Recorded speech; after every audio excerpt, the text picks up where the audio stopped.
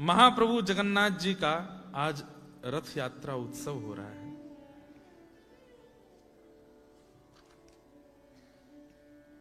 बहुत ध्यान से सुनिएगा, कुछ ऐसी जानकारियां जो शायद होंगी नहीं आपके पास। महाप्रभु जगन्नाथ जी के रथ यात्रा के संदर्भ में सबसे पहली बात, ये रथ यात्रा क्यों होती है? तो इसमें दो कथाएं हैं, दोनों कथाएं ध्यान से सुनिएगा। पहली कथा, जिस राजा ने भगवान जगन्नाथ को विराजमान किया उसका नाम है इंद्रद्युम्न। क्या नाम है? उनकी पत्नी का नाम है गुंडीचा। क्या नाम है? तो जब महाप्रभु जगन्नाथ विराजमान हो गए तो महाप्रभु का रूप देख करके गुंडीचा महारानी को महाप्रभु के प्रति पुत्र की भावना आ गई। ये तो मेरे लाला है। अच्छा, ठाकुर जी मंदिर में विराजते हैं और इंद्रद्युम्न राजा गुंडीचा महारानी अपने महल में रहते हैं। ये देखो, तो ध्यान से सुनिएगा। जब ठाकुर जी श्री मंदिर में विराज गए तो मंदिर में विराजमान होने का कारण क्या था कि मैं अगर राजभवन में रहूंगा राजा के पास तो राजभवन में इतने लोग आएंगे, कभी कालांतर में राजा को ये ना हो, इतनी भीड़ मेरे घर में, मेरी प्राइवेसी खत्म हो रही है, कहीं महारानी को कुछ ना लगे। इसलिए ठाकुर जी ने आज्ञा दी कि मेरा मंदिर बनाओ और मैं मंदिर में रहूंगा ताकि पूरा जगत मेरा दर्शन कर सके, सब मेरे पास आ सके। तब गुंडीचा महारानी के मन में भाव आया कि नाथ, मैं आपको लाला मानती हूं, मैं आपको पुत्र मानती हूं, और बेटा यदि कार्य में व्यस्त रहे, कभी अपने मां के पास ना आए तो मां को कितनी पीड़ा होती है। तब महाप्रभु जगन्नाथ जी प्रसन्न होकर के बोले, मां आप चिंता मत करो, साल के 365 दिन में जगन्नाथ हूं, मैं मंदिर में विराजमान हूंगा, करोड़ों लोगों को मंदिर के भीतर से दर्शन दूंगा, लेकिन स्नान पूर्णिमा के 15 दिन बाद मैं रथ में आरूढ़ होकर के अपनी मैया से मिलने जाऊंगा और 7 दिन आपके पास ही रहूंगा। आप बिल्कुल चिंता मत करो, ये मेरा वचन है आपको। इसलिए महाप्रभु जी अपने वचन को पूर्ण करने के लिए आज रथ में विराजमान होकर के अपनी बहन, अपने भाई श्री सुभद्रा महारानी और श्री बलभद्र जी के साथ अपनी मैया के पास जा रहे हैं, अपनी मैया से मिलने जा रहे हैं। एक कारण, स्कंद पुराण में कहते हैं कि ठाकुर जी का श्री मंदिर में दर्शन करने का तो बहुत फल है, लेकिन गुंडीचा जहां ठाकुर जी कल पहुंचेंगे, कल या कभी कभी परसों भी पहुंचते हैं, 3 दिन भी लगा देते हैं, ज्यादा दूरी नहीं है, लेकिन नेक चलते हैं, फिर रुक जाते हैं, सबको दर्शन देते हैं, जो जहां बैठा है सबको देखते हैं, और 3 दिन में ठाकुर जी पहुंचते हैं, फिर 7 दिन वहीं रहते हैं। वहां गुंडीचा में दर्शन करने का इतना बड़ा फल है कि महाप्रभु जगन्नाथ जी का गुंडीचा में ही महाप्रभु जगन्नाथ जी का निर्माण हुआ, इसलिए वो ठाकुर जी की जन्मस्थली है। जहां श्री मंदिर में ठाकुर जी विराजमान होते हैं उसको ब्रह्मवेदी कहते हैं। वो जो स्टेज है जहां ठाकुर जी बैठते हैं उसको ब्रह्मवेदी कहते हैं, और जहां गुंडीचा में ठाकुर जी बैठते हैं उसको जन्मवेदी कहते हैं। वहीं जन्म हुआ है जगन्नाथ जी का। तो ठाकुर जी अपने जन्म स्थान जाते हैं, अपनी मैया के पास जाते हैं, इसलिए बिल्कुल लाला बन जाते हैं, छोटे से लाला, ऐसे धम धम कूद के तो उतर के आते हैं, यहां से अपने हाथ रखे सब पंडा पुजारियों के ऊपर, और ऐसे लौटते हुए झूलते हुए जैसे बालक, एक छोटा सा बालक झूमता है, और ताहिया पहन लेते हैं अपने सिर पर। वो ताहिया ऐसे आगे पीछे होता है ठाकुर जी का, और ऐसे मधुर ठाकुर जी ऐसे उछल उछल करके, खिसक खिसक करके चलते, जैसे गुटमन बालक रिपट रिपट के खिसक खिसक के चलता है ना। ठुमक चलत रामचंद्र बाजत पे जनिया, ठुमक चलत रामचंद्र बाजत पे जनिया, ठुमक, ऐसे ठुमक ठुमक के चलते हैं ठाकुर जी। और आप में से कितने लोग जगन्नाथपुरी गए? हाथ ऊपर करना। ऊपर वाले,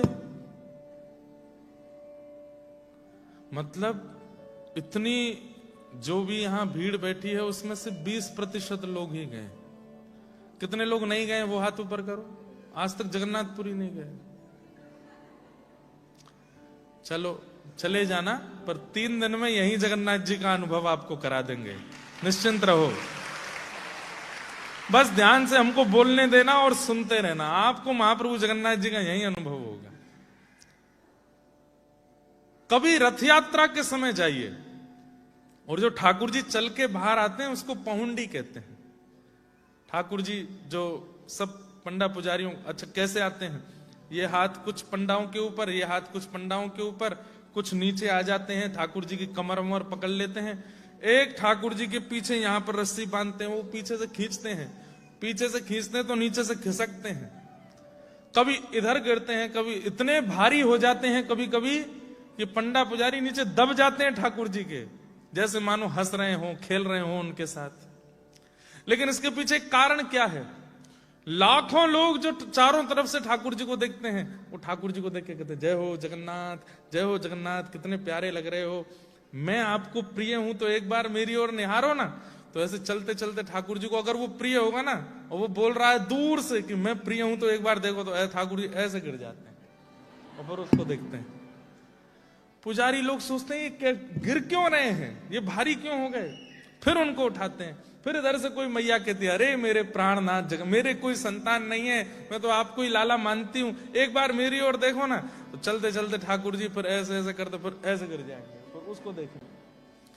आप बात कीजिए, जब ठाकुर जी पहुंडी करते हैं जगन्नाथ जी से बात करो, कैमरा में टीवी में नहीं, प्रत्यक्ष वहां पहुंच के बात करो।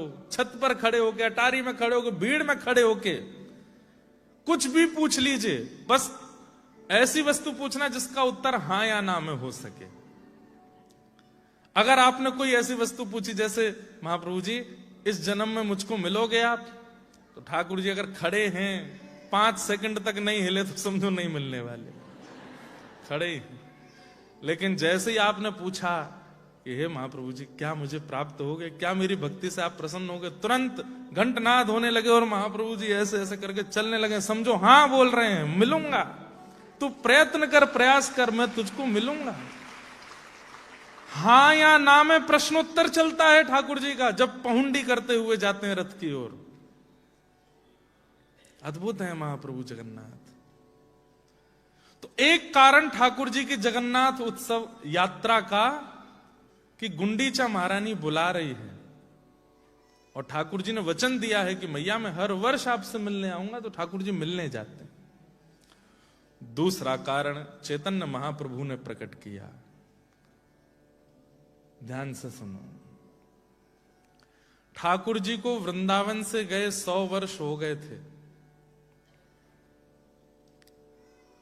और याद आती है ठाकुर जी को वृंदावन की बहुत। सब लोग इधर देखो, ध्यान से सुनो। 100 वर्ष बाद ठाकुर जी कुरुक्षेत्र गए हैं, और वहां ग्रहण काल के समय पर ठाकुर जी यज्ञ करने गए हैं द्वारिका से। सब अपनी पटरानियों के साथ द्वारिका पहुंचे, कुरुक्षेत्र आए सूर्य ग्रहण के समय पर। ब्रजवासी जब से ठाकुर जी गए तब से कहीं नहीं गए, लेकिन इस बार ब्रजवासियों ने सबने मन बनाया कि लाला के गए 100 वर्ष है गए, लाला तो आयो नहीं, बाबा अब हम कहा करें। ये सब ब्रजवासी रो रो के बेहाल है गए। अच्छा, किसी ने भी प्राण नहीं त्यागे, ठाकुर जी के विरह में प्राण नहीं त्यागे। क्यों? कईयों की आयु हो गई है, कईयों की उम्र हो गई है, फिर भी प्राण क्यों नहीं त्याग रहे हैं? मन में एक इच्छा बैठी हुई है, क्या पता कृष्ण आ जाएं, एक बार देख लें, वो आ जाएंगे उस दिन प्राण त्याग लेंगे। तो बस हर दिन प्रतीक्षा है, और प्रतीक्षा के कारण प्राण नहीं त्याग रहे हैं। सोच तो लेते हैं कि आज मर जाएंगे, अब नहीं जीवित रहेंगे, कृष्ण बिना जी के रहना क्या। लेकिन फिर होता है कि परसों की कह के गए थे, क्या पता आज आ जाए। तो सूर्य उदय होते ही उम्मीद जाग जाती है, और ब्रजवासी बैठे रहते हैं, कन्हैया आवेगो, कन्हैया आवेगो, कन्हैया आवेगो। और संध्या होते ही फिर कहते हैं अब रात में हमारे प्राण ले जाओ, नहीं आयो कन्हैया, अब जी के कहा करेंगे। रात भर सोचते सोचते फिर सूर्य उदय होता है, क्या पता आज आ जाए। इस प्रतीक्षा में एक भी ब्रजवासी ने प्राण नहीं त्यागे। आज सब ब्रजवासियों ने आपस में भाव रखा कि बहुत बड़ा सूर्य ग्रहण आ रहा है और ये वर्षों बाद आ रहा है और वर्षों तक ऐसा योग नहीं बनेगा। इस सूर्य ग्रहण में किए गए जप यज्ञ तप उसका बहुत बड़ा फल मिलेगा। तो सब ब्रजवासी बोले, बाबा हम सब या सूर्य ग्रहण में कछु करनो चाहें और एक ही फल मांगनो चाहें कि कृष्ण हमको मिल जाए। हमने सुनी है कि ये सैकड़ों वर्ष बाद ऐसा सूर्य ग्रहण आ रहा है, या मैं जो भी जब तप करके जो मांगेंगे सो मिलेगा। तो कृष्ण को मांगवे के काजे हमें ले चलो। तो आज पहली बार ब्रजवासी कुरुक्षेत्र जा रहे हैं। किशोरी जी कुरुक्षेत्र गई हैं। हमारी श्री राधा रानी ब्रज 84 कोस के अलावा केवल कुरुक्षेत्र गई हैं और कहीं नहीं गई। अच्छा, इसके पीछे कारण बताऊं। महाभारत युद्ध होना है इस भूमि पर, यह निश्चित नहीं हुआ था अभी तक, लेकिन इतने लोग मारे जाएंगे उस युद्ध में। और श्री कृष्ण जहां विराजमान है वहां यदि लोगों की मृत्यु हो रही है तो श्री कृष्ण की भक्त वत्सलता पर संशय हो जाएगा। जिनका दर्शन करते ही सारे पाप नष्ट हो जाते हैं, जिनका दर्शन करते ही सारे विषाद नष्ट हो जाते हैं, वहां कौरवों की मृत्यु होगी। इसलिए ठाकुर जी ने ऐसी योजना बनवाई कि एक बार किशोरी जी अपने चरण घुमा जाएं इस क्षेत्र में, ताकि यहां प्राण त्यागने वाले को भी गोलोक धाम प्राप्त हो, उसको भी निकुंज प्राप्त हो। प्राण तो जाएंगे।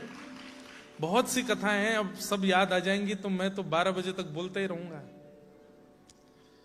क्योंकि मैं थका हुआ नहीं हूं, रेस्ट कर लिया है तो मुझे और ज्यादा ऊर्जा लग रही है। धृतराष्ट्र जानता है कि महाभारत युद्ध में मेरे पुत्र मारे जाएंगे। उसने पूछा है कि युद्ध कहां होना चाहिए। रहते तो हस्तिनापुर में थे, आधा निवास तो इनका इंद्रप्रस्थ में, तो वे कुरुक्षेत्र अलग से क्यों गए युद्ध करने? क्योंकि धृतराष्ट्र ने पूछा है कि इस पृथ्वी पर ऐसा कौन सा स्थान है जहां पर मृत्यु होने पर भगवत प्राप्ति हो जाएगी, वहीं युद्ध हो। तब कुरुक्षेत्र का नाम आया। क्यों? किशोरी जी की चरण रस से आच्छादित है, वो ठाकुर जी की चरण रस से आच्छादित है। तो भगवान वहां पहुंच गए। ठाकुर जी का तो तुलसी अर्चन चल रहा था, पुष्प अर्चन चल रहा था, सूर्य ग्रहण का समय। ना द्वारिका वासियों को पता है कि ब्रजवासी आने वाले हैं, और ना ब्रजवासियों को पता है कि द्वारिकावासी यहां पहले से आ चुके हैं, पता नहीं है। ब्रजवासी सब, नंद बाबा, यशोदा, राधा रानी और लाखों ब्रजवासी सब पहुंच गए कुरुक्षेत्र। सूर्य ग्रहण का समय था। भारतवर्ष के कोने कोने से बड़े बड़े लोग आए थे, शिविर लगे हैं, कहीं यज्ञ चल रहा है, अनुष्ठान चल रहा है, हवन होम चल रहा है। तभी उड़ती उड़ती खबर आई कि इस कुरुक्षेत्र में द्वारिकाधीश भी आए हुए हैं। मधुमंगल, श्रीदामा, तन सुखा, मन सुखा, ठाकुर जी के सब सखा दौड़े दौड़े नंद बाबा के पास गए। बोले, बाबा हमने एक खबर सुनी है। बोले, कहा? बोले, लाला आयो है। बोले, कहा कही? बोले, लाला आयो है, हमारो कन्हैया आयो है, सब द्वारिका वासीन के संग यहां पे अनुष्ठान करवे आयो है। बाबा लाला को देखो नहीं है बहुत वर्षन से। दरस बिन दुखण लागे नैन, दरस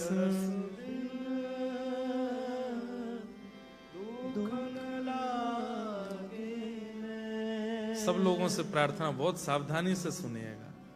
ब्रज से बाहर, मैं ब्रज में भारत में विरह की कथाएं नहीं कहता, बहुत कम, पर आज मुझे नहीं पता मैं क्यों कह रहा हूं, इसलिए सुन लीजिए। दरस बिन दुखण लागे नैन, दरस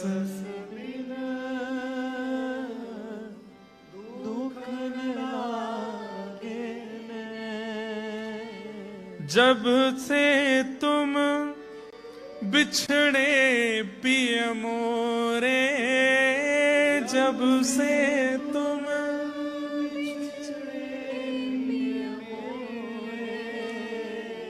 कबहु न पायो चैन, कबहु न पायो चैन। मीराबाई का पद है। आप लोग अगर पीछे नेत्र बंद करके गाओगे तो सुख मिलेगा। दरस बिन दुखन लागे नैन, दरस बिन दुखन लागे।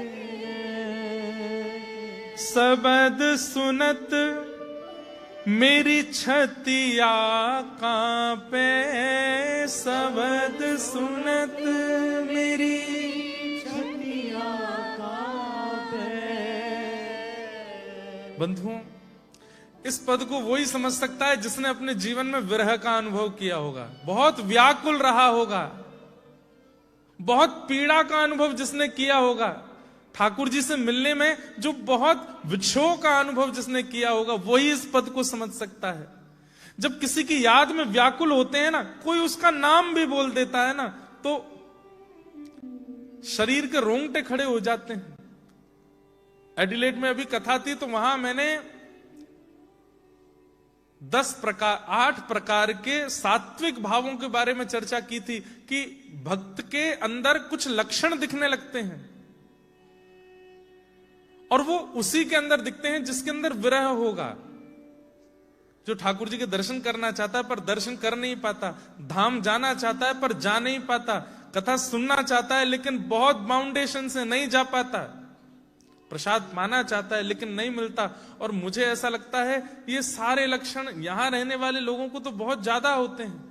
वो जब चाहें तब ब्रज नहीं जा सकते, वो जब चाहें तब गुरु का दर्शन नहीं कर सकते, वो जब चाहें तब प्रसाद नहीं पा सकते।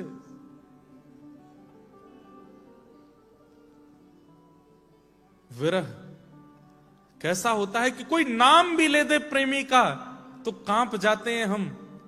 मन तो होता है कि उठ के चले जाएं यहां से, कोई बोले ना उनके बारे में, नहीं तो हम कुछ कर नहीं पाएंगे। लेकिन नाम इतना अच्छा लगता है कि सुनने का मन होता है कि और बोल दो। शब्द सुनत मेरी छतिया कांपे, शब्द सुनत मेरी छतिया कांपे।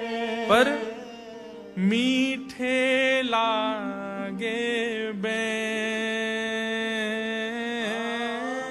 मीठे लागे बैन। मीरा के प्रभु कब रे मिलोगे, मीरा के प्रभु कब रे मिलोगे। दुख मेटन सुख देन हो, दुख मेटन सुख देन। दरस बिन दुखन लागे नैन, दरस बिन दुखन लागे नैन। ब्रजवासी जाकर के नंद बाबा से बोले, बाबा लाला आयो यहाँ पे, कुछ योजना बनाओ ना, हम दर्शन करवे चलें। तो नंद बाबा भी बड़े उत्सुक हो गए। अच्छा लाला आयो है? बोले हाँ। अरे यशोदा मेहर सुन तो, एक खबर है। बोले कहा? हमारो कन्हैया, हमारो लाला, हमारो गोपाल 100 वर्ष बाद अब हमें मिलवे वारो है। यशोदा मैया के तो प्रेम आश्रु छूटने लगे, बिल्कुल शरीर कांपने लगा।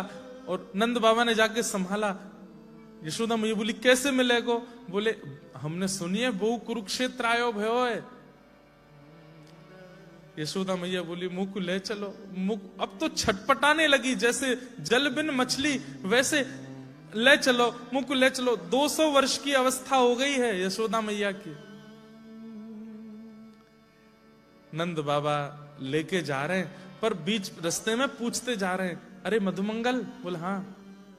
कहीं ऐसा तो नहीं है लाला हमको भूल गए हो? कहीं ऐसा तो नहीं है अब द्वारिका को राजा बन गए हो, है हम बूढ़े माँ बाप को नहीं जानते हो? और हम तो वाके वास्तविक माँ बाप हैं भी नहीं।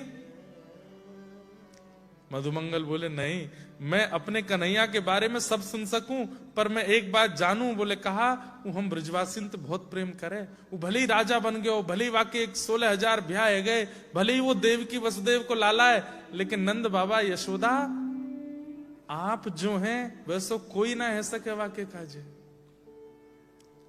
बोले भाई पता तो होगी ना कि हम कौन है। बोले पता होगी, आप चलो तो। जैसे ही द्वारिका के शिविर में पहुंचे, कुंभ की तरह शिविर लगा था, लाखों यदुवंशी वहां यज्ञ कर रहे थे। मधुमंगल ने जाकर के देखा तो हजारों ब्राह्मण चारों तरफ से घेर करके पुष्प अर्चन कर रहे हैं, और बीच में रत्न सिंहासन पर द्वारिकाधीश बैठे नेत्र बंद करके, ग्रहण चल रहा है। इतनी भीड़ थी कि कोई पहुंचा नहीं सकता वहां तक। तभी नंद बाबा यशोदा दोनों ने जैसे ही लाला को देखा, यशोदा मैया तो वहीं मूर्छित होने लगी। क्यों? क्योंकि श्री कृष्ण बंधुओं 16 वर्ष से ऊपर की अवस्था श्री कृष्ण की होती ही नहीं है, वो सदा 16 वर्षीय रहते हैं। ठाकुर जी के भले ही 16,108 ब्याह हो गए, पुत्र हो गए, पौत्र हो गए, परपौत्र हो गए, लेकिन श्री कृष्ण आज भी देखने में 16 वर्ष के ही लगते हैं। क्यों? उनके रेशे नहीं आते, मूछ दाढ़ी नहीं आती, वो सदा कुमार ही रहते हैं, युवा नहीं होते। ठाकुर जी सदा कुमार अवस्था में रहते हैं। ठाकुर जी का रूप देख करके यशोदा मैया तो बिल्कुल मोहित हो गई। कैसे जामे कन्हैया के पास, इतने भीड़ खड़ी है। तभी दूर से मधुमंगल ने अपने मुख पर हाथ रख के जोर से आवाज लगाई, कन्हैया। और वहां तो कोई द्वारिकाधीश बोल रहा है, कोई जगत पिता बोल रहा है, कोई जगन्नाथ बोल रहा है, अनेक अनेक नामों से ठाकुर जी का, और स्पष्ट नाम नहीं बोलते, राजाधिराज, देवकी नंदन, वसुदेव नंदन, बहुत सारी उपाधियां लगाते हैं आगे। लेकिन कोई बीच में बोल गया कन्हैया। इतने स्पष्ट बोलने की सामर्थ्य, बिना उपाधियों के बोलने की सामर्थ्य केवल प्रेमी की होती है। उस ग्रहण काल में ठाकुर जी के नेत्र खुल गए और बस कान ढूंढने लगे ये स्वर कहां से आया है। और तभी दृष्टि पड़ी तो दूर मधुमंगल खड़ा अपने भुजाएं हिला रहा था। ठाकुर जी ने देखा वो भी वयोवृद्ध हो गया है। लाला मैया आई है। और ये शब्द सुनते ही तो ठाकुर जी अपने सिंहासन पर खड़े हो गए। सब ब्राह्मण विप्रजन लगे हैं वहां अर्चन करने में और ठाकुर जी व्याकुल हो रहे हैं, मार्ग दो मार्ग दो, कहां है मैया। और जैसे ही नंद बाबा और यशोदा मैया दूर से ठाकुर जी को दिखाई दिए, जैसे जैसे एक बर्फ का एक आकार अत्यंत ताप पड़ने पर बहुत जल्दी पिघलने लग जाता है, ऐसे ठाकुर जी पिघलने लगे यशोदा मैया को देख के। बंधुओं, ये महाप्रभु जगन्नाथ पिघले हुए ठाकुर जी हैं।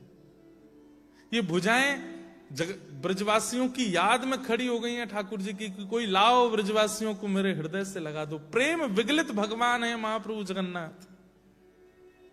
भुजाएं पिघल गई हैं, चरण पिघल गए हैं, अंग पिघल गया है ब्रजवासी और किशोरी जी की याद में। अपने सिंहासन से कूद पड़े ठाकुर जी और दौड़ करके गए। और जैसे एक छोटा सा बालक पहली बार विद्यालय से आकर के अपनी मां की गोद में कूद पड़ता है, लपक जाता है, चढ़ जाता है मां के ऊपर, ये भी नहीं सोचता कि कहीं गिर ना जाए, ऐसे ही ठाकुर जी दौड़ करके गए और यशोदा मैया के अंक से जाकर के लिपट गए, लपक गए, चढ़ गए ऊपर। मेरी मैया आई है, मेरी यशोदा मैया आई है, मेरी मैया आई है, ऐसा कहकर के रुदन करने लगे। द्वारिका के लोग और उस ग्रहण में आए हुए सब ब्राह्मण देख रहे हैं। और ठाकुर जी मैया की छाती टटोल रहे हैं। मैया बोली, कहा बे लाला, मैया मुझको दूध पिवाए दे अपनो। यशोदा मैया बोली, कैसी बात करे, तेरो ब्याह है गयो, 16,108 पत्नी है, इतनो बड़ो साम्राज्य को तू राजा बन गयो लाला। ना है मैया, मुझको कछु ना है पतो, मुझको दूध पीनो है। और बंधुओं, कैसा दृश्य होगा 150-200 वर्ष की यशोदा मैया की गोद में नन्हे से लाला की तरह लेट गए ठाकुर जी और उनका दुग्ध पान कर रहे हैं। रुक्मणी, सुभद्रा, भगवान की सब पटरानियां घुटने के बल देख रही हैं, आंखें लाल, बस अश्रु गिर रहे हैं और सब सोच रही हैं ये कैसा प्रेम है ब्रजवासियों से। तभी खबर मिली देवकी मैया को और देवकी मैया निकल करके आई। किसी ने जाके यशोदा मैया से कहा ये सामने महारानी देवकी खड़ी हैं। ठाकुर जी को तुरंत अपनी गोद से हटा करके यशोदा मैया उठ के गई, बोले मुझको क्षमा करियो, लाला तो आपको ही है, पर पतो ना क्यों मुंह को अधिकार सो लगे। देवकी मैया बोली आप ऐसी बात ना करें, ये आपको ही लाला है। देवकी और यशोदा मैया का मिलन हुआ। ठाकुर जी एकांत में ले गए यशोदा मैया को, अपने पूरे परिवार से मिलाए। ये मेरी बड़ी पत्नी है, ये मेरी बीच की पत्नी, ये छोटी पत्नी, सब आशीर्वाद ले रहे हैं।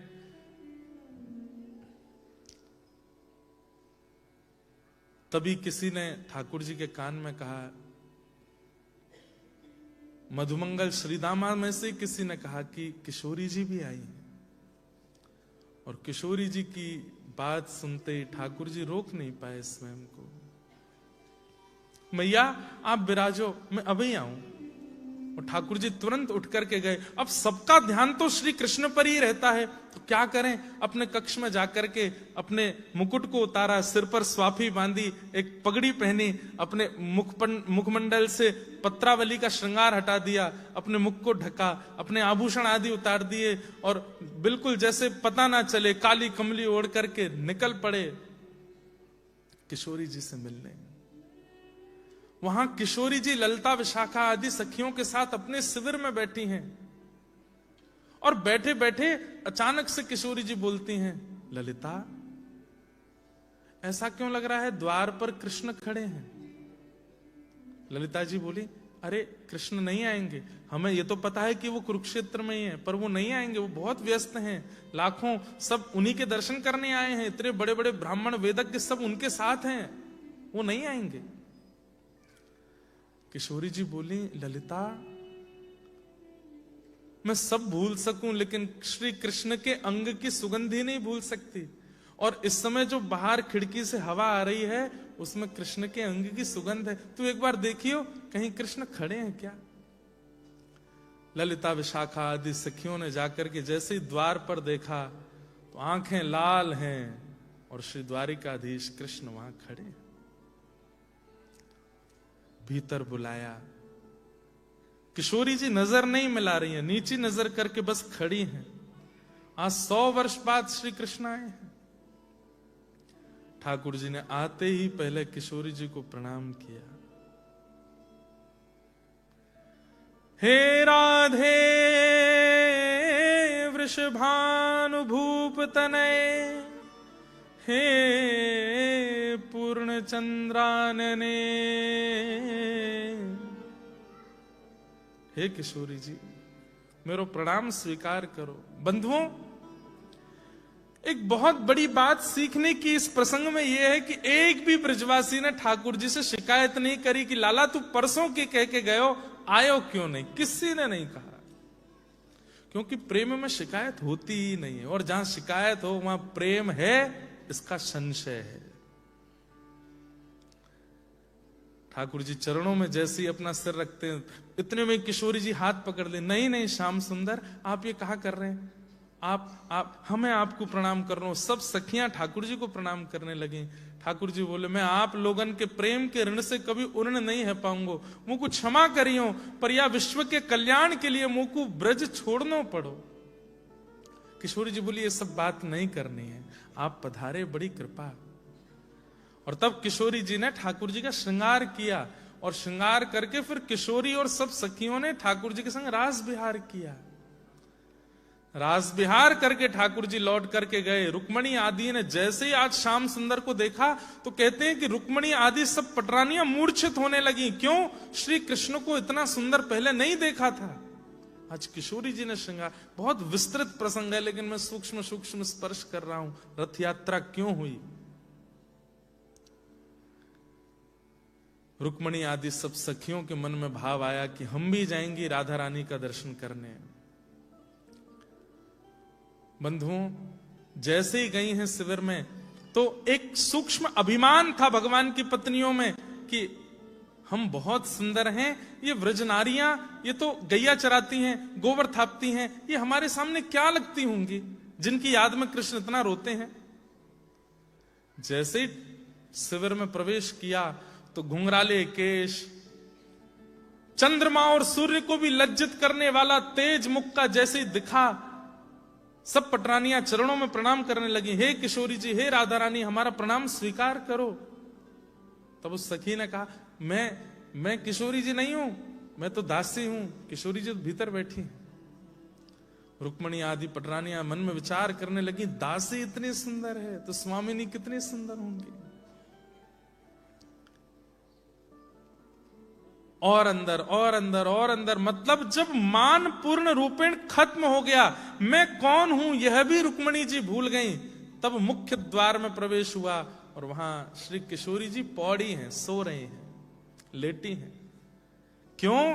100 वर्ष से सोई नहीं थी, आज श्री कृष्ण मिले उसके बाद सबसे पहले निद्रा आई है किशोरी जी को और आज सोई है। कहते हैं रुक्मणी जी ने सोते हुए किशोरी जी को देखा। जो रुक्मणी जी कभी श्री कृष्ण के बगैर रह सकती हैं, ये स्वप्न में भी नहीं सोचती थी, आज किशोरी जी के सोते हुए श्री विग्रह को देख करके रुक्मणी जी के मन में भाव आया, मैं द्वारिका छोड़ दूंगी, मैं सब त्याग दूंगी, सदा किशोरी जी के चरणों में रहूंगी। हे ललिता, हे विशाखा, मुझे भी एक सखी बना लो, मुझे भी दासी बना लो निकुंज की। मोहे तो भरोसो है तेरो री किशोरी राधे, मोहे तो भरोसो है तेरो री किशोरी राधे। सब गाओ। मोहे तो भरोसो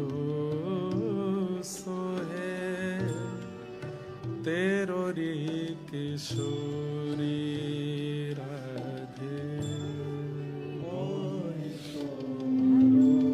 भरोसो है तेरो री किशोरी राधे, मोहे तो भरोसो है तेरो री किशोरी राधे, मोहे तो भरोसो है तेरो री किशोरी राधे, मोहे तो भरोसो है तेरो री किशोरी राधे, मोहे तो भरोसो है तेरो री किशोरी राधे, मोहे तो भरोसो है तेरो री किशोरी राधे, मोहे तो भरोसो है तेरो री किशोरी राधे, मुक्ति भुक्ति ना मांगत केवल, मुक्ति भुक्ति ना मांगत केवल क्या चाहिए? अपनो जान संभालो किशोरी राधे, अपनो जान। हमें मुक्ति नहीं चाहिए, हमें भुक्ति नहीं चाहिए, केवल आप हमको स्वीकार कर लो। आप ये कह दीजिए कि ये तो मेरो है, ये मेरी है, बस इसके अलावा कुछ नहीं चाहिए। अपनो जान संभालो किशोरी राधे, अपनो जान संभालो किशोरी राधे, मुहे तो भरोसो है तेरो रे किशोरी राधे, मुहे तो भरोसा तेरो रे किशोरी हाँ, तेरो रे किशोरी राधे, तेरो रे किशोरी। बंधु इस कुरुक्षेत्र में ऐसा हुआ, नंद बाबा वसुदेव जी से मिल रहे हैं, नंदरानी यशोदा देवकी जी से मिल रही हैं, भगवान की पटरानियां राधा रानी और सब सखियों से मिल रही हैं, ठाकुर जी अपने सखा किशोरी जी सबसे मिल रहे हैं। मतलब आपस में मिलन होकर के ऐसी सबने भूमिका योजना बना ली। नंद बाबा ने आमंत्रण दिया कि आप सब द्वारिकावासी अगर हमारी एक विनती स्वीकार करें। बोले कहा, हमको तो लाला के दर्शन है गए, पर हमारे व्रजमंडल की रज, व्रजमंडल की कण, व्रजमंडल की वृक्षवल्लरी और श्री यमुना जी वे अब भी तड़प रहे हैं। हमारी व्रजमंडल के गिरिराज जी और सब वृक्षवल्लरी वे सब कन्हैया की याद में तड़प रहे हैं। आप कृपा करके अगर आज्ञा दें तो लाला को हम व्रज लेकर के चलें, कछु दिना व्रज में निवास करें। आप सब भी चलो और व्रज में कछु दिना वास करके फिर आप चाहो तो प्रस्थान कर जाइयो। और इस पर स्वीकृति जैसी हुई, सब ब्रजवासी आनंद में भर गए और महाराज सोचने लगे क्या करें क्या करें। तब सब ब्रजवासियों ने रथ का निर्माण किया, चक्के का निर्माण किया, रथ का निर्माण किया, शिखर का निर्माण किया, सुंदर सुंदर उसमें सब पुष्प लगाए, पत्र लगाए, वस्त्र लगाए, रंग रोगन किए, सुंदर इतना अद्भुत रथ बनाया। उसमें श्याम सुंदर विराजमान हुए, बलभद्र जी विराजमान हुए, सुभद्रा जी विराजमान हुए। सब द्वारिका के लोग जहां जहां कोई पैदल चल रहे हैं, कोई घोड़ों पर चल रहे हैं, कोई हाथी पर चल रहे हैं, कोई रथ में बैठे हैं, और ब्रजवासी और कई द्वारिकावासी भी मिल करके खींच करके ठाकुर जी के रथ को वृंदावन की ओर लेकर के जा रहे हैं। तो जब रथ यात्रा हो रही थी, होती तो इंद्रद्युम्न और गुंडीचा के लिए, लेकिन जैसे ही वहां चैतन्य महाप्रभु पहुंचे, महाप्रभु जी श्री राधा कृष्ण मिलित तनु है, कृष्ण विरह में श्री किशोरी जी चैतन्य महाप्रभु के रूप में रहती हैं। एक अद्भुत लीला है। आपने जैसे रथ पर आरूढ़ होते हुए श्याम सुंदर को देखा, तब आपने इस कथा का प्रचार किया कि अरे ये श्री मंदिर तो द्वारिका है और गुंडीचा वृंदावन है। हम सब ब्रजवासी खींच करके महाप्रभु जगन्नाथ को वृंदावन लेकर के जा रहे हैं। गुंडीचा यशोदा मैया है और ठाकुर जी अपनी यशोदा से मिलने के लिए जा रहे हैं। इस भाव से महाप्रभु जगन्नाथ जी की रथ यात्रा होती है।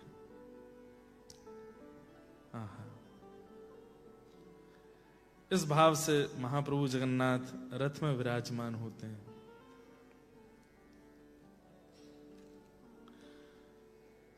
पंच धातुओं से महाप्रभु का रथ बनता है, जिसमें पहला है काष्ठ यानी कि लकड़ी, दूसरा है धातु यानी कि चोबा आदि जो भी लगाए जाते हैं, लोहा आदि, तीसरा है रंग, और चौथा है पत्र पुष्प तंबूरा, और पांचवा है वस्त्र। महाप्रभु जगन्नाथ जी के रथ का निर्माण वसंत पंचमी से प्रारंभ होता है। सबसे पहले उसमें काष्ठ का प्रयोग, लकड़ी से बनाया जाता है पूरा। फिर दूसरा उसमें धातु लोहा आदि लगाया जाता है एक से एक दूसरी लकड़ियों में। अच्छा, आज भी वहां पर लकड़ी से लकड़ी को जोड़ने के लिए पुरानी परंपरा है, गड्ढे करके उसमें फंसाते हैं। ऐसा अद्भुत रथ, ध्यान से सुनिएगा रथ के बारे में।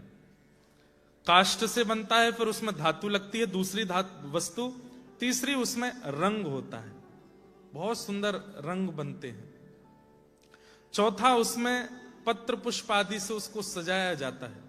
लोहा भी लगता है, तांबा भी लगता है, और सोना भी लगता है, चांदी भी लगता है महाप्रभु जी के रथ में। और अंत में वस्त्र, जो ऊपर का शिखर है वो तो पूरा वस्त्र से ही तैयार होता है महाप्रभु जी का। 7 प्रकार के लोग लगते हैं महाप्रभु जी का रथ बनाने में। 7 लोग नहीं, 7 प्रकार के। एक प्रकार में 30-40 भी होते हैं। कौन कौन से? पहले होते हैं गुणाकार। ये गुणाकार क्या करते हैं? काष्ठ को काटना। ये शिखर की लकड़ी है, ये नीचे पहिए की लकड़ी है, ये बैठने की लकड़ी है, ये स्तंभ की लकड़ी है। तो पहले होते हैं गुणाकार, जो काष्ठ बनाते हैं। दूसरे होते हैं महाराणा, जो रथ के लकड़ियों को व्यवस्थित करते हैं। ये यहां लगेंगी, ये ऊपर लगेंगे, ऊपर के बनेंगे, मतलब आर्किटेक्ट पूरे। आज भी इसी परंपरा से ही बनता है रथ। तीसरे होते हैं लोहाकार, जो उसमें जहां लोहे की जरूरत है, स्वर्ण की जरूरत है, चांदी की जरूरत है, वो सब लगाते हैं। चौथे होते हैं चकानायक। चकानायक जो ठाकुर जी का रथ का पहिया बनाते हैं। पांचवे होते हैं मूर्ति नायक। महाप्रभु जगन्नाथ जी के रथ में असंख्य मूर्तियां बनती हैं। इतने सारे देवी देवता बनाए जाते हैं पूरे रथ पर। वो ऐसे ही नहीं बन जाता है। वसंत पंचमी कब की आती है? जनवरी, मकर संक्रांति के बाद वसंत पंचमी आती है, तब से बनना शुरू होता है, अब जाके पूरा होता है। मूर्ति नायक बहुत सारी मूर्तियां बनाते हैं। देवी देवता, गंधर्वजन, क्षेत्रपाल आदि सब बनते हैं। उसके बाद चित्रकार, चित्रकार बनते हैं। और 7वें होते हैं सूचीकार।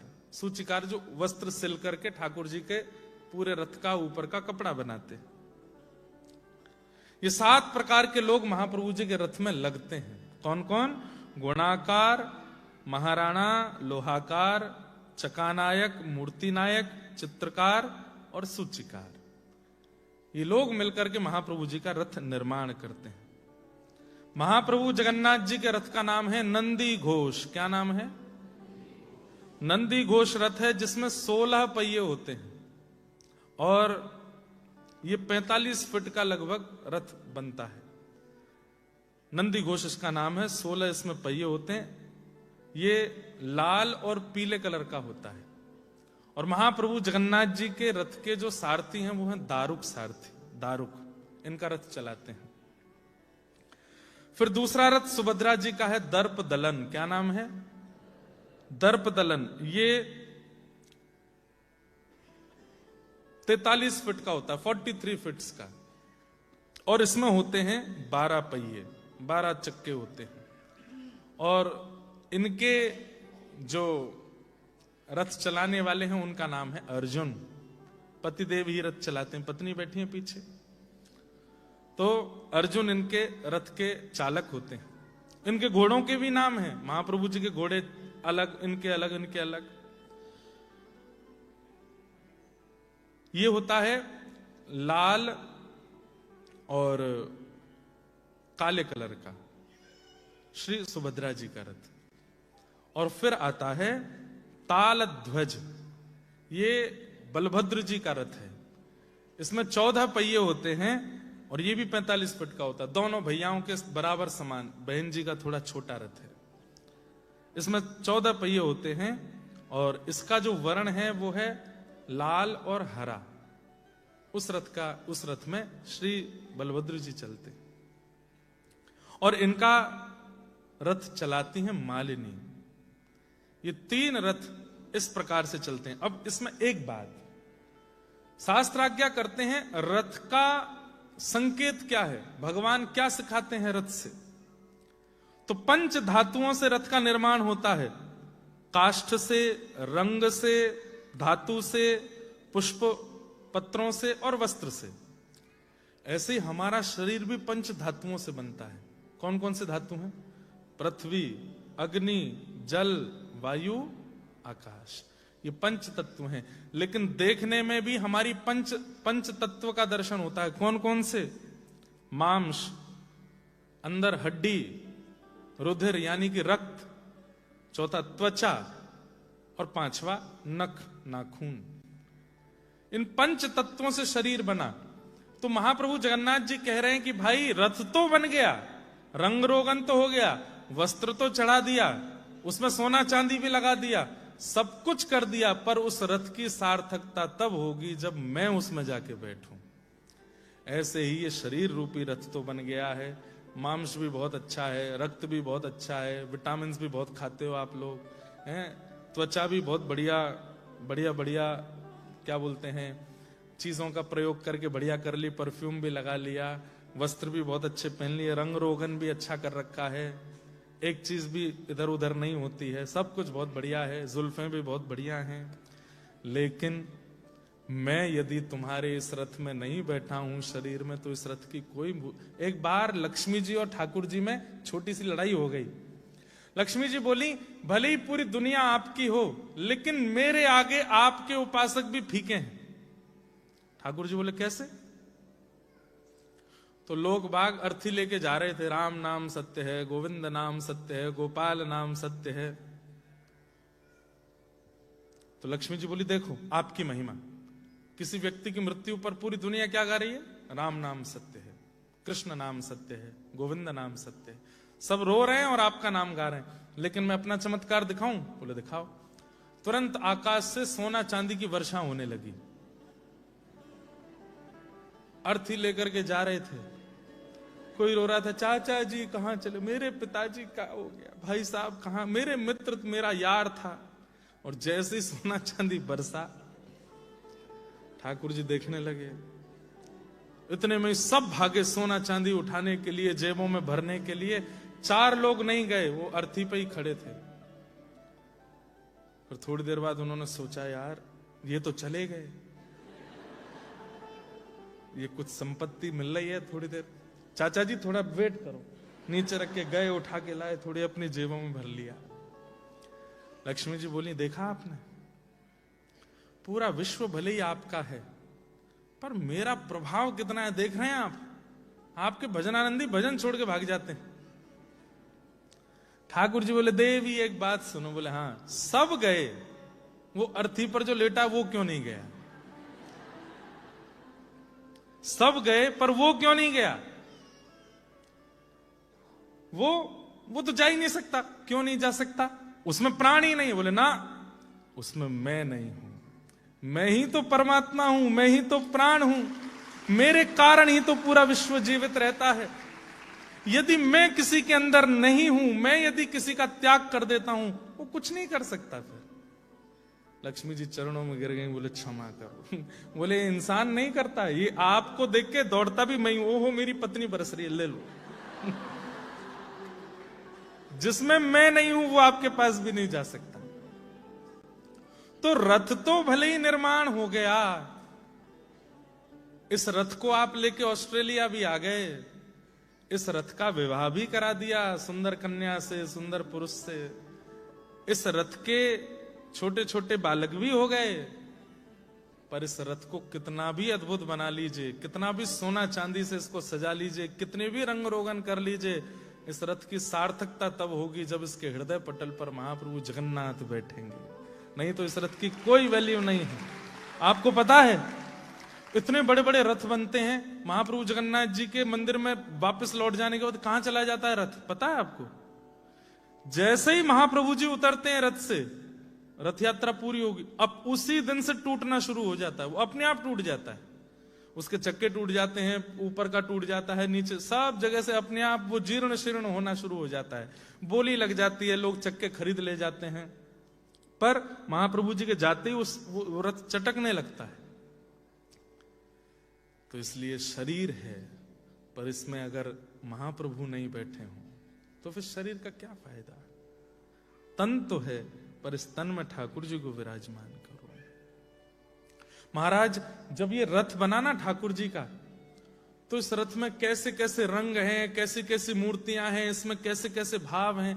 मैंने 20% बताया है, अभी इस पर बहुत सारी बातें हैं जो रथ के अंदर हैं, हमको पता ही नहीं है। कितनी मूर्तियां बाहर दिखती हैं, कितनी मूर्तियां ऐसी जो भीतर हैं वो दिखती ही नहीं है। देवताओं का स्थान होता है, दैत्यों का भी स्थान होता है, सबको ठाकुर जी स्थान देते हैं, सबका कल्याण करते हैं। भूत प्रेत पिशाच जितने भी पूरे विश्व के होते हैं रथ यात्रा में सब मुक्त हो जाते हैं, क्योंकि महाप्रभु जी आके सबको दर्शन दे देते हैं। अंतिम दिन एक अधरपना नाम का एक प्रसाद होता है, वो अधरपना जैसे ही वो 3 घड़े फोड़े जाते हैं महाप्रभु जी के आगे, उसको कोई स्पर्श भी नहीं करता, उसका पान सब भूत प्रेत करते हैं, वो पा करके सब मुक्त होके चले जाते हैं। ये आगामी 7, 8, 10 दिन जो हैं रथ यात्रा के अति पवित्र हैं। महाप्रभु जगन्नाथ रथ में आरूढ़ हो जाते हैं और आरूढ़ होकर के ये करते हैं। तो इस रथ का अब एक कथा ऐसी है कि ऐसा महाप्रभु जी का रथ बनता है। ये पूरे भारत में जब प्रचार होने लगा, सोशल मीडिया था नहीं आज से 500 साल पहले, कानों से कान एक के बाद एक जब ये बात जाने लगी, तब ये बात पहुंची कहां? गोस्वामी तुलसीदास जी के कानों में, जिन्होंने रामचरितमानस की रचना की, गोस्वामी तुलसीदास जी जिन्होंने हनुमान चालीसा की रचना की। जैसे ही उनको ये बात पता चली कि एक नंदी घोष नाम का रथ है, उसमें इतनी मूर्तियां बनती हैं, ऐसी लकड़ी से बनता है, ऐसा बनता है, ऐसे कपड़े बनते हैं, यहां सोना लगता है, यहां चांदी लगता है, आदि आदि, तब बताने वाले से पूछने लगे इस रथ के बारे में तुम कहां से सुन के आए हो? तो बोले अरे जगन्नाथपुरी में महाप्रभु जगन्नाथ जी का रथ ऐसा ही बनता है। तो गोस्वामी तुलसीदास जी के नेत्र सजल हो गए। बोले क्यों सजल हुए? बोले क्योंकि मेरे मन में रामचरित्र प्रकट हो रहा है और मुझे जैसा जैसा दिखता है मैं लिखता जा रहा हूं। जिस विजय रथ पर बैठ करके प्रभु श्री राम ने रावण का वध किया, वो रथ ऐसा ही था जैसा तुमने वर्णन किया है। ये नंदी घोष रथ जिसमें महाप्रभु जगन्नाथ बैठते हैं, ये वही रथ है जिस रथ में बैठ करके प्रभु श्री राम ने जाकर के उसकी नाभि में प्रहार करके रावण का वध किया था। ये विजय रथ भी है। इस बात का प्रमाण किसने दिया? गोस्वामी तुलसीदास जी ने। ऐसे महाप्रभु जगन्नाथ आज रथ पर आरूढ़ हुए हैं। अहे नील शैण प्रबल मत वारण, प्रबल मत वारण,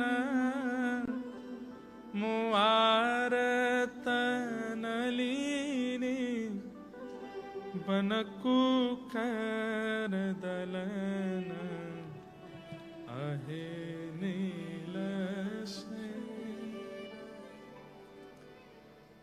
कहे साल बिग हीन जाति रे मुझवण, कहे साल बिग हीन जाति रे मुझवण, श्रीरंगा चरण तल करु अच्छी अपन।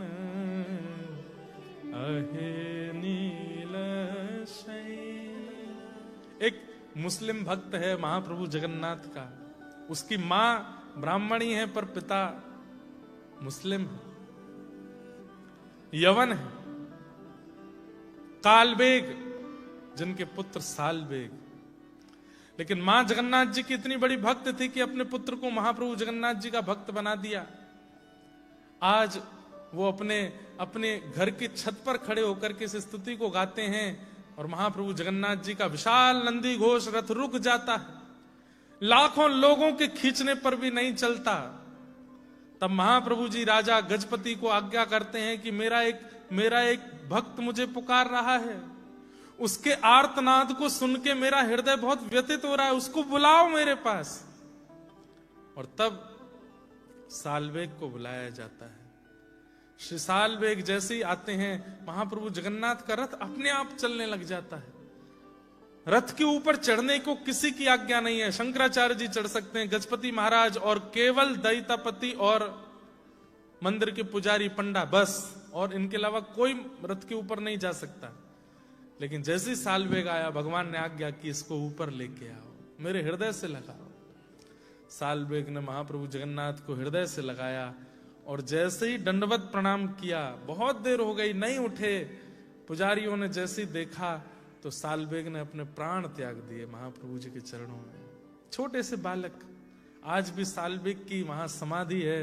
महाप्रभु जगन्नाथ जी का रथ जैसे ही श्री मंदिर से चलता है, थोड़ी दूर जाके अपने आप रुक जाता है। खींचते रह जाते हैं लोग, नहीं बढ़ता आगे। क्यों? साल वेग की समाधि है वहां पर। और वहां सब पंडा पुजारी इस पद को गाते हैं, गजराज चिंता कला थाई घोर जले न, गजराज चिंता कला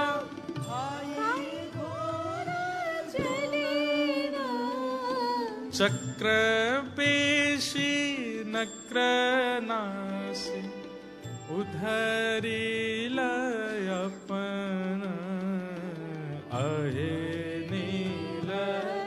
उड़िया भाषा में है, प्रबल मत वारण, प्रबल मत वारण, मुआरत नलिनी बनकु कर दलन अहे नीलशे,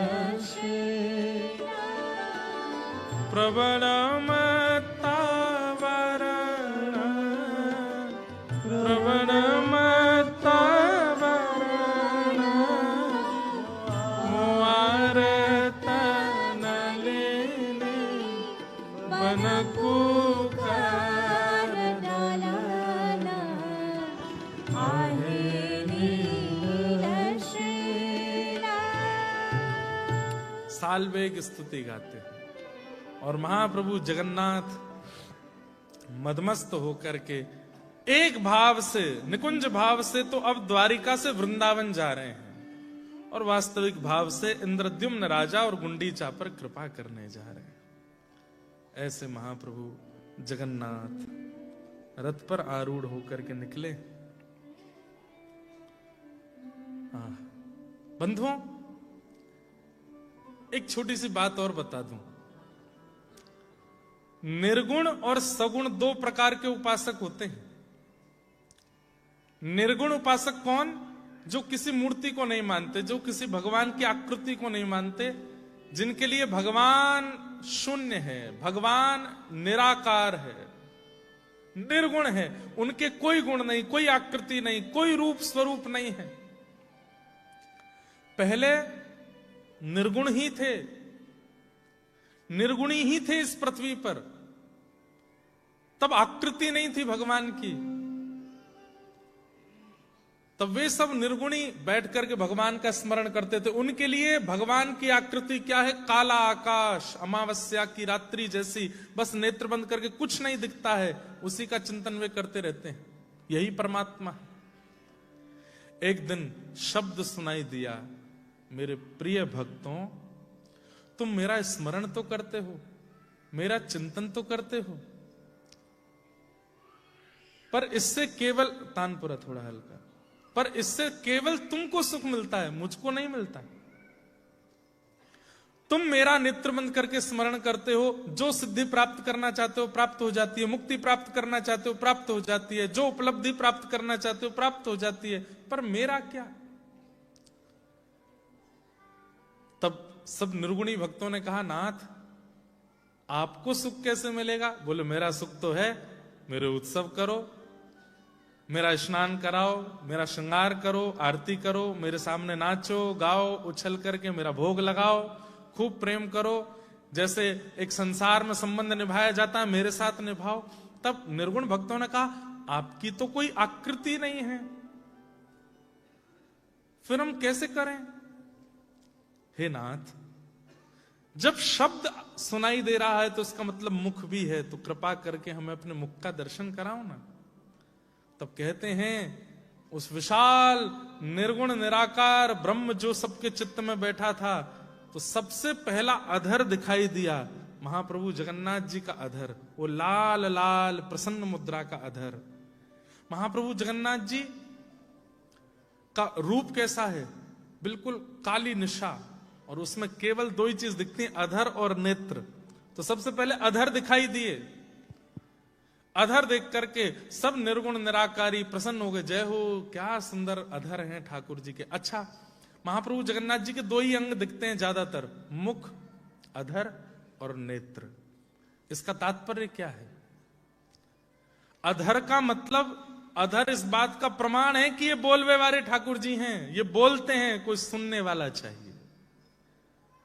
कोई सुनने वाला यदि हो तो ये उससे बात करते हैं, ये बोलते हैं ठाकुर जी। अधर का दर्शन करके सब निर्गुण निराकारी भक्त प्रसन्न हो गए। तब कहा कि नाथ, अधर तो दिख गए, पर अधर है, शब्द है, तो हो सकता है नेत्र भी होंगे, कृपा करके अपने कमल नेत्रों का भी दर्शन कराओ। तब सबसे पहले भगवान के चकानयन प्रकट हुए। मतलब इस ब्रह्मांड में यदि ब्रह्म का सबसे प्रथम दर्शन यदि कोई हुआ तो वो महाप्रभु जगन्नाथ जी के रूप में हुआ। सबसे पहले दिखने वाले ठाकुर जी के नेत्र और अधर ऐसे ही थे। इसके बाद कमल नेत्र हो गए, मयूर नेत्र हो गए, कटाक्ष नेत्र हो गए, आदि आदि हो गए, पर सबसे प्रथम दृष्टिगोचर मानवों ने यदि भगवान के रूप को किया तो वो महाप्रभु जगन्नाथ जी का रूप था। अच्छा, महाप्रभु जगन्नाथ जी के नेत्र इतने बड़े बड़े क्यों हैं? तो कहते हैं ठाकुर जी ने अपने नेत्र इतने खोले, अधर हैं, मुख है, बोलने वाले ठाकुर हैं, कोई सुनने वाला चाहिए, और दूसरा नेत्र यानी कि देखने वाले ठाकुर जी हैं। जगन्नाथ जी के दर्शन की प्रधानता कम है, स्वयं को जगन्नाथ जी को दिखाने की प्रधानता जा रहा है। नाथ, हम आए, हमें देख लो। आप नहीं देख पाओगे उनको, वो देखते हैं आपको। और कभी महाप्रभु जी का दर्शन करो रथ यात्रा में या स्नान पूर्णिमा पर, पुरी के किसी भी कोने में खड़े हो जाओ, जहां से महाप्रभु जी दिख रहे हो, आपको यही लगेगा कि वो आपको देख रहे हैं। उनकी दृष्टि आप पर ही है। भले ही हजारों लोग, लाखों लोग आपके सामने, पर ऐसा लगेगा ये मुझे ही देख रहे हैं। और महाप्रभु जगन्नाथ जी की पलक नहीं है। क्यों नहीं है पलक? बोले कि अगर लोग मेरे दर्शन करने आएंगे, इतनी भीड़ होगी, और कहीं बहुत जल्दी जल्दी में सबको दर्शन करने हो, और एक क्षण के लिए मेरे सामने आया, कहीं उसकी पलक इतनी देर गिर गई और फिर किसी ने धक्का मार के बाहर कर दिया, तो मुझे देख ही नहीं पाएगा। तो इसलिए मेरी पलक नहीं है, तुम मुझे नहीं देख पाओ, मैं तुमको देख लूंगा, मेरी दृष्टि तुम पर पड़ जाएगी। ऐसे महाप्रभु जगन्नाथ। तो ब्रह्मांड में सबसे पहले ब्रह्म के आकृति का यदि दर्शन हुआ तो वो महाप्रभु जगन्नाथ के रूप में हुआ। इसीलिए भाव से गाओ, जगन्नाथ चकानैन, जगन्नाथ चकानैन, नीलाचल वारे, तू न संभाले तो हमें कौन संभाले। ओ न संभाले तो हमें कौन संभाले। हाँ, तू न संभाले तो हमें कौन संभाले। हो तू न संभाले तो हमें कौन संभाले। हे जगन्नाथ चकानैन, जगन्नाथ चकानैन, नीलाचल वारे, तू न संभाले तो हमें कौन संभाले। तू न संभाले तो हमें कौन संभाले। हे मेरी ये नैया है अब तो तेरे हवाले।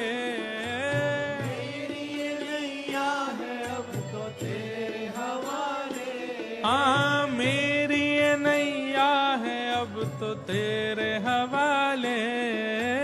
मेरी ये नैया है अब तो हो हमें तू न संभाले तो हमें कौन संभाले हो तू न संभाले तो हमें कौन संभाले हाँ तू न संभाले तो हमें कौन संभाले हो तू न संभाले तो हमें ऊंचे स्वर में गाओ मेरे प्रभु जगन्नाथ चकानैन जगन्नाथ चकानैन नीलाचल वारे तू न संभाले तो हमें कौन संभाले हो तू न संभाले तो हमें कौन संभाले हाँ तू न संभाले तो हमें कौन संभाले हो तू न संभाले तो हमें कौन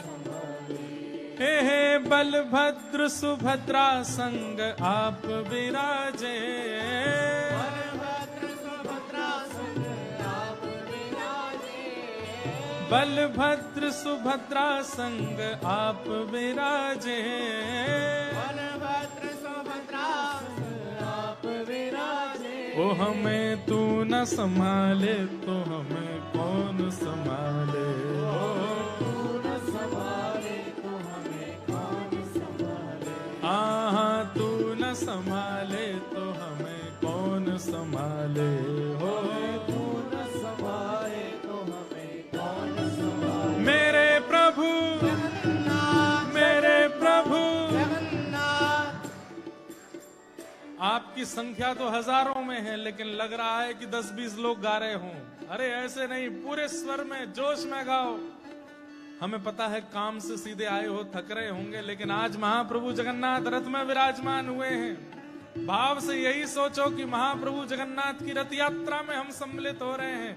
और रथ सामने ही खड़ा है उस भाव से गाओ मेरे प्रभु जगन्नाथ हमारे प्रभु जगन्नाथ तुम्हारे प्रभु जगन्नाथ हम सबके प्रभु हे जगत प्रभु जगन्नाथ मेरे प्रभु जगन्नाथ हे चकानैन चकाने जगन्नाथ जगन्नाथ चकानैन चकाने नीलाचल वारे तू न संभाले तो हमें कौन संभाले हो तू न संभाले तो हमें कौन संभाले हाँ तू न संभाले तो हमें कौन संभाले हो तू न संभाले तो हमें कौन संभाले अरे मेरी ये नैया है अब तो तेरे हवाले मेरी नैया है अब तो तेरे हवाले हाँ मेरी ये नैया है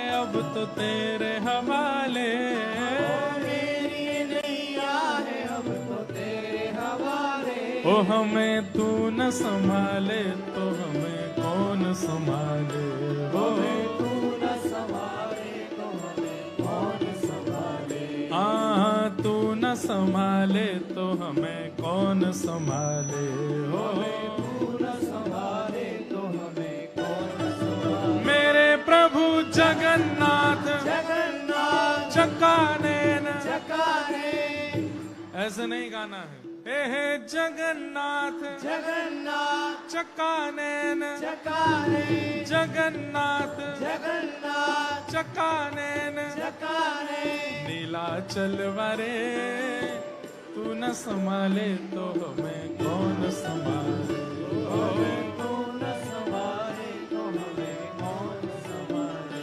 हाँ तू न संभाले तो हमें कौन संभाले तू न संभाले तो हमें कौन संभाले अरे तुम्हें छोड़ जाऊं अब मैं किसके दुआरे तुम्हें छोड़ जाऊं अब मैं किसके द्वारे हाँ तुम्हें छोड़ जाऊं अब मैं किसके दुआरे तुम्हें छोड़ जाऊं अब मैं किसके द्वारे ओ हमें तू न संभाले तो हमें कौन संभाले हो तू न संभाले तो हमें कौन संभाले हाँ तू न संभाले तो हमें कौन संभाले हो।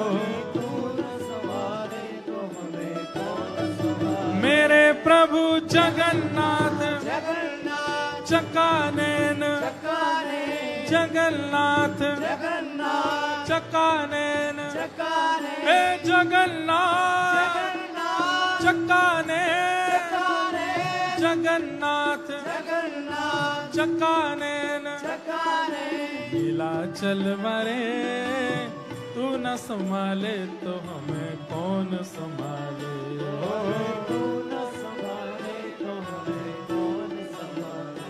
ओ तू न संभाले तो हमें कौन संभाले हो। तू न संभाले तो श्री जगन्नाथ महाप्रभु की